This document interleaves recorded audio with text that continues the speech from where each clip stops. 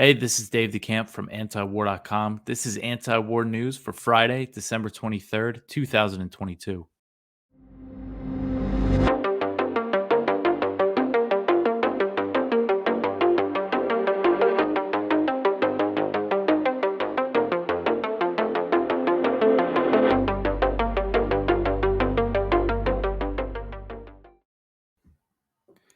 All right, the first story at the top of antiwar.com today. Senator Lindsey Graham says that Putin, the Russian president, must be taken out. So Graham said this on Wednesday, and this is the second time that he's called for Vladimir Putin to be assassinated. He said that the only way the war in Ukraine could end is if Russia breaks and someone takes Putin out. So he said this on Fox News on America Reports was the program. He said, quote, "How does this war end? When Russia breaks and they take Putin out. Anything short of that, the war is going to continue," end quote. He went on to say that the U.S., quote, "is in it to win it. And the only way you're going to win it is to break the Russian military and have somebody in Russia take Putin out to give the Russian people a new lease on life," end quote. So he made similar comments back in March, much earlier in the war. He asked if there was I believe he also said this on Fox News and he tweeted it out as well. He asked if there was a Brutus in Russia who could take Putin out, who could kill Putin. I mean, this is just an extremely provocative thing for an American government official to say. And he also said on Wednesday that the Biden administration should send Ukraine the advanced and long range weapons that it's been asking for, the things that the Biden administration has been hesitant to send, like the longer range missiles and drones. And when he was asked to what extent the U.S. should continue to support Ukraine, he replied, to what extent the U.S. should keep aiding Ukraine in the war, he replied, completely, and that America should be all in. And he said that the U.S. needs to provide Ukraine with these longer range weapons to help dislodge Russia from areas of eastern Ukraine, including Crimea. He said that if Ukraine had larger drones, such as Reapers and Gray Eagles, that Ukraine would, quote, kill tons of Russians without losing any Ukrainians in the endeavor, end quote. So kill tons of Russians is what he said. And Ukraine has asked for Gray Eagle drones, which can fly for about 30 hours, and they're capable of carrying powerful Hellfire missiles. So that's a serious weapon. If the U.S. chooses to send that to Ukraine, it would be a huge escalation. And Ukraine has asked for them, but so far the Biden administration has held off from sending them. So you see what he's saying here. I mean, just about as hawkish as you could possibly get, short of saying that the U.S. should do it. He's saying that Ukraine should do it and that somebody in Russia should kill Putin. But still, it's just very, very provocative. And I think, when it comes to Republicans in the Senate, him and Tom Cotton and people like that are the biggest hawks. All right, the next article here, the Senate passed the $1.7 trillion omnibus bill that includes $45 billion for Ukraine. So this was on Thursday. They advanced this mammoth bill. So it includes the $45 billion for Ukraine aid, and it also includes $858 billion. That's for the 2023 National Defense Authorization Act, the NDAA. It's the military spending bill. And it passed in a vote of 68 to 29, with only Republicans voting against it. The legislation now heads to the House, and it needs to be enacted. It needs to be passed by the House and signed by Biden before midnight on Friday to avert a partial government shutdown. And the passage of this bill, it came a day after Zelensky made his trip to Washington and addressed Congress. So just to keep you updated on the numbers, the $45 billion aid package brings total U.S. spending on the conflict in Ukraine to about $112 billion. And this is only taking into account emergency funds that have been authorized explicitly for the war, because there's other ways that Ukraine is getting aid. including in the NDAA. That includes an additional $800 million in military aid for Ukraine. I think there's some other things in there. And a major thing that this NDAA does, it's going to make it easier for the U.S. to arm Ukraine by granting the Pentagon these wartime purchasing powers. It waives restrictions for arms purchases for certain weapons. The weapons are listed in the NDAA. It's a lot of the stuff they've been sending to Ukraine. And it also includes the longer range weapons that Ukraine's been asking for. So it's a sign that the U.S. is eventually going to hand them over. And most of the weapons are made by Lockheed Martin and Raytheon. They're the big winners. And this NDAA, it also includes unprecedented military aid for Taiwan. They're not just trying to provoke Russia more, they're also looking to anger China. China views this aid as a major provocation. The U.S. has sold Taiwan weapons since 1979, since the U.S. severed diplomatic relations with Taipei, but never before has the U.S. financed these deals. And the NDAA is going to give Taiwan $3 billion in annual military aid for 2023. So it's very significant. Before Ukraine started getting all this cash, Israel was the top recipient of U.S. military aid, annual military aid at $3.8 billion. So Taiwan is going to be second to Israel. So it's a big deal. You could see where, and we know that they're preparing for war with China. That's what the Pentagon says. That's what all other, federal agencies say. That's the name of the game. Even as they're spending all this money on Ukraine, they still say, China in the long run is the top priority.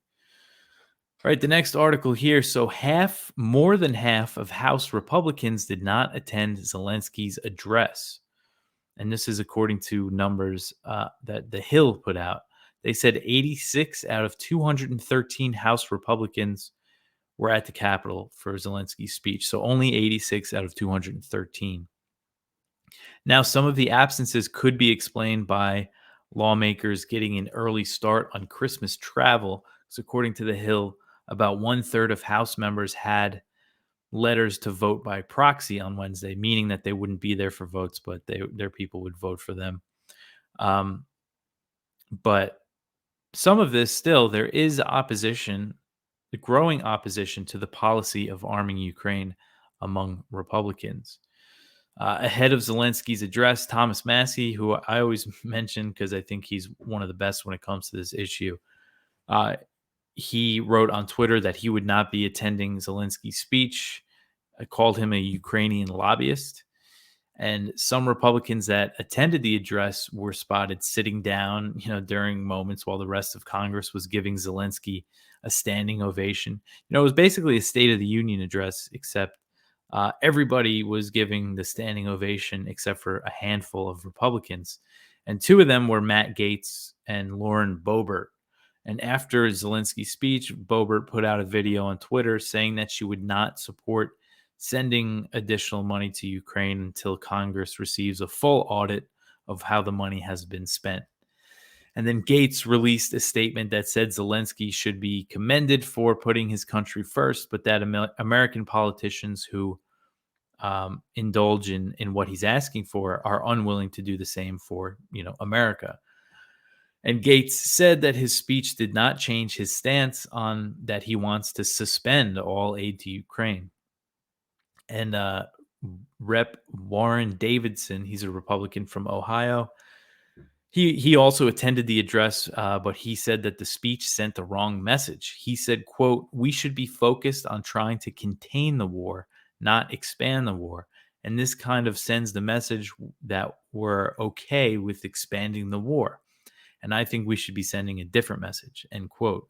So Massie, Boebert, Gaetz, and Davidson, and 53 other House Republicans, they all voted against that $40 billion Ukraine aid bill that passed way back in May. And since then, the new aid for Ukraine has been rolled into other massive spending bills. In September, it was rolled into a funding bill that they needed to pass. So there were more people that voted against it, but you can't really gauge like if they were voting against the Ukraine aid. This $40 billion roll call, I think, is a good sign of who really opposes it. And 53 House Republicans is a significant number. I mean, it's small. It's not a majority by any means, but it's still significant. And uh, while there is this dissent among Republicans, the majority of GOP members in Congress still support arming Ukraine, very much so, as we saw with Lindsey Graham. And Republican leadership is extremely, extremely, extremely hawkish on the issue. Worse than Biden, including Michael McCall. I went over recently. He's a Republican from Texas, and he's expected to lead the House Foreign Affairs Committee. He's criticized President Biden for not sending Ukraine more advanced and longer range weapons. He said Ukraine should be given these weapons so they could strike Crimea. So similar to what Lindsey Graham said. Now, what they're calling for are, more overt attacks on Crimea. We've seen some Ukrainian drone strikes and some explosions and the truck bombing of the Crimean bridge, but not so much just launching missiles there. More covert stuff that Ukraine's not taking credit for. But Russia responds to that stuff with huge escalations. They didn't start bombing Ukrainian energy infrastructure until after the Crimean bridge was blown up. So this is what, it would invite an even bigger escalation. And who knows what the next step for Russia would be. So it's just totally reckless. And then, of course, Mitch McConnell, the Senate minority leader, he said this week that arming Ukraine was the number one priority of most Republicans. So while there is some opposition to this policy, and I think it's significant, I don't think we should just dismiss it. I think we should encourage it. It's still, not the majority by any means. Need to be realistic about this. All right, the next article here. Putin, the Russian president, says that the sooner the conflict in Ukraine ends, the better. So he said this on Thursday, and he said that Russia's goal was to end the war in Ukraine as soon as possible, and that the fighting would inevitably end through a diplomatic solution. He said ending it, the sooner the better. And his comments came after Zelensky visited Washington, and while he was there, he said that he would not compromise to reach a peace deal to reach a just peace, as they put it. And Zelensky's demands for talks are the complete withdrawal of Russian forces from territory that Russia has captured. And those are a non-starter for Moscow, as Russian officials are saying that they're never going to leave this territory. And with their positions so far apart, it's unlikely that any sort of peace talks are going to happen in the near future unless the U.S. decides to press Ukraine to seek a negotiated solution. That's really the only way I think something could happen anytime soon. And of course, look at what they're saying. Look at what Biden's saying, most people in Congress. That's extremely unlikely. And as the war drags on, Ukrainian civilians are really suffering as Russia has just been pounding the energy infrastructure. Millions of people are without power and heat. It's a really horrible situation for them. And much earlier in the war, I just had to mention in this article that Russia and Ukraine seemed close to reaching a deal after holding in-person peace talks in Istanbul. This was way back in March. And these negotiations were discouraged by the West. Boris Johnson, who was the prime minister at the time of the UK, he went to Kiev and he urged Zelensky not to negotiate with Moscow. And according to Ukrainian media, his visit was a major factor in the scuttling of negotiations. Turkey, who hosted the Russia-Ukraine peace talks, said later in April, this was still back then, that some NATO members wanted the war in Ukraine to continue to make Russia weaker. And just a few days after Turkey said that, Lloyd Austin, the U.S. Secretary of Defense, admitted that the U.S. goal in Ukraine was to weaken Russia. So they really were against any kind of peace talks earlier in the war. And Putin on Thursday, he also discussed the Patriot missiles that the U.S. is announced that it is going to provide Kiev. He said that Moscow would be able to crack the system and that the aid was just another attempt by the U.S. to prolong the war. All right. So the next one here, this is about the Patriots. And the Pentagon is considering training Ukrainians on how to use them inside the U.S. So this is according to a report from Politico that cited two unnamed Pentagon officials. They're considering training Ukrainians how to use the Patriots at a military base inside the United States. Excuse me. So the Pentagon, the U.S., has been training Ukrainians on how to use other U.S. provided weapons like the HIMARS in Germany, and there's been training going on elsewhere in Europe. But there hasn't been a training program like this inside the U.S. since Russia invaded. So the most recent U.S. weapons package for Ukraine, $1.85 billion weapons package, it includes one Patriot battery and munitions for the system. And these things are made by Raytheon. And they're said to be the most advanced American air defense missile system. According to military experts, it should take about 6 months to train Ukrainians how to use the system. And judging by that timeline, it would put them, if they started training Ukrainians pretty soon, it would put them on the battlefield by early summer. And operating one Patriot battery requires about 90 troops, and this really demonstrates how advanced the system is. And, I wouldn't be surprised if even if they train the Ukrainians on this, that they either send, a handful of American soldiers in there, undeclared and don't tell anybody, or maybe some private contractors, just because they're so advanced. So it's just another way of how the U.S. could get much more involved in this war. And even just training, even though, they are training Ukrainians at American military bases already, doing it inside the U.S. like this would be pretty symbolic of the U.S.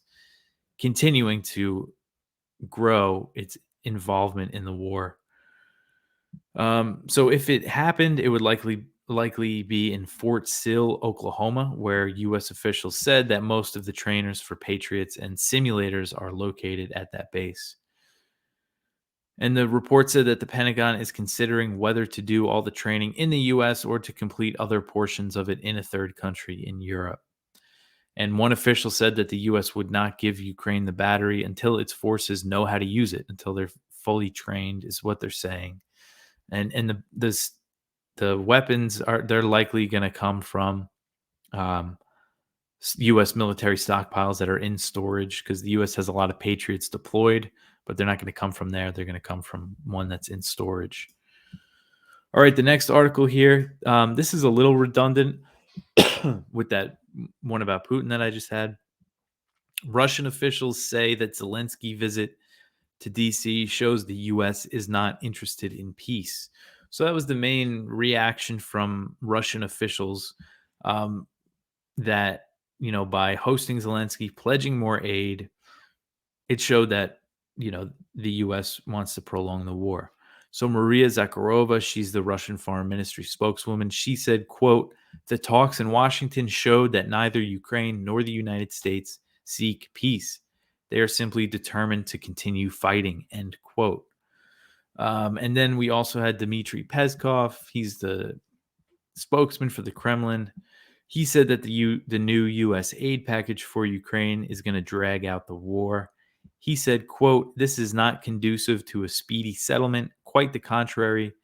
And this cannot prevent the Russian Federation from achieving its goals during the special military operation," end quote.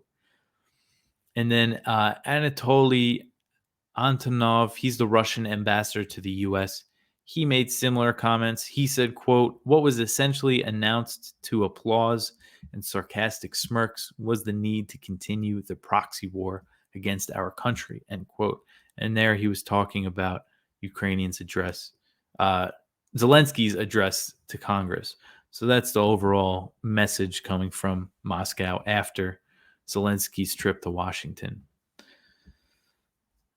Okay, so the next article here, Netanyahu over in Israel, he has formed his new Israeli government, his coalition government with far-right partners. This is from Middle East Eye. So we know he formed this coalition with very extreme political parties in Israel, settlers that want to push the Palestinians out. And he announced this on Wednesday night that he said, "I got it," and that he has formed his government before the deadline that was sent by the Israeli president. So really the big thing here about this government, I think, is Bezalel Smotrich, who is the leader of the religious Zionism party in Israel. He's going to get a nice post as a new minister in the defense ministry, and he's going to have a lot of control over the West Bank and approving settlements and knocking down Palestinian homes and other Palestinian construction. So there could really be an expansion of de facto annexation of the West Bank through settlements. And also Itamar Ben-Gvir, he's the leader of Israel's Jewish Power Party. He's also going to get a good position. So it's not good news for the Palestinians. And then we'll see how this plays out with the Abraham Accords. You know, when Netanyahu signed those deals under his last government with the UAE and Bahrain, he said he wouldn't. He promised not to annex the West Bank. And I've seen Israelis, and not even necessarily really pro-Palestinian Israelis say that this is like de facto annexation. So we'll see if the Gulf Arab countries really care. I don't think they really care too much about the Palestinians, but I think the governments, I think their people do. So we'll see how this plays out. Okay, so the next article here, Yemen's Houthis want civil servants' salaries reinstated before resuming peace talks. So this is by Josiah Thayer. This is from our blog, but this is an important thing that he wrote here about how the Houthis, Ansar Allah, as they're also known, just held some talks with Oman. So Oman sent a delegation to Yemen this week in an effort to reignite peace talks. Oman has been a major mediator between Yemen and the Saudis and everything. They have an interest in peace because they border Yemen. They don't want this war to be going on. And this is a really good article that you guys should go check out. But the news aspect of it here is that the Houthis made public statements following the meeting with Omani officials in Sana'a and stated that the peace talks should involve working to resume salary payments for civil servants who are the backbone of the economy in Yemen. So that's kind of their precondition, is that the Yemeni government that the U.S. recognizes has basically been in exile since 2015. Hadi, the former president, has basically been running this war from a hotel in Riyadh. He was just recently replaced by this presidential council. But so hopefully something gets going here, and that, because still there hasn't been Saudi airstrikes since the ceasefire expired in October. So it's a very fragile peace, but it's still holding. And unfortunately, nobody in Congress had the spine to push through that Yemen War Powers resolution. Bernie Sanders decided not to hold the vote. He might not have gotten enough votes anyway, and Biden would have vetoed it, but he still had to hold the vote because apparently enough Republicans might have supported it to pass it. And even if Biden vetoed it, it would have sent a message. It would have changed things. But Sanders caved. So hopefully, they need a real peace deal, or the war could just always escalate again. So hopefully this moves in the right direction. But that's it for the news for me for today. We have some great viewpoints. One from Ted Snyder about 5 statements that could change the war. I'm talking about things that have been said about the war in Ukraine. One from David Stockman, after the Zelensky spectacle, let the partition begin. So David Stockman, his blog, the Contra Corner, we usually reprint his foreign policy stuff, which is very good. So definitely go read that. One from Brett Wilkins. Warren Jacobs accused Pentagon of vastly undercounting civilians killed by the U.S. military. And one from Caitlin Johnstone that's funny, that the Pentagon, Barbara Starr, the reporter from CNN, just retired apparently. And the U.S. military, thanked her for her service, basically. It was from U.S. Central Command, which oversees operations in the Middle East.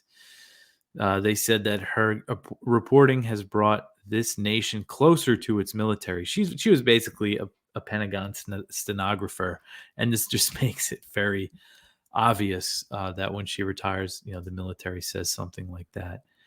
We have a great spotlight over from the people at FEE about the Christmas truce of 1914, because this is our page for Christmas weekend. And the Christmas truce is just really an amazing story about how they stopped fighting during World War One, came out of the trenches and hung out and played soccer together and smoked together, and then went back to killing each other. So there's a lot of lessons that can be learned out of there, and we have a whole section about it. Articles just over the years about the Christmas truce, really one of the most interesting things that's ever happened in the history of war. So anyway, on that note, I hope everybody who celebrates has a good Christmas. We're going to be taking a long weekend. So again, I'll be back Monday writing and recording to put out a show for Tuesday. Thanks everybody for supporting the show this year. As you know, we launched it. I think I've been pretty happy with it. I appreciate all the feedback. Let me know ways you think we could improve it. And you could always support us at antiwar.com/donate. And, one of the best things you could do is share the show, like and subscribe on YouTube and all that good stuff. But anyway, thanks for listening. Merry Christmas. I'll talk to you next week.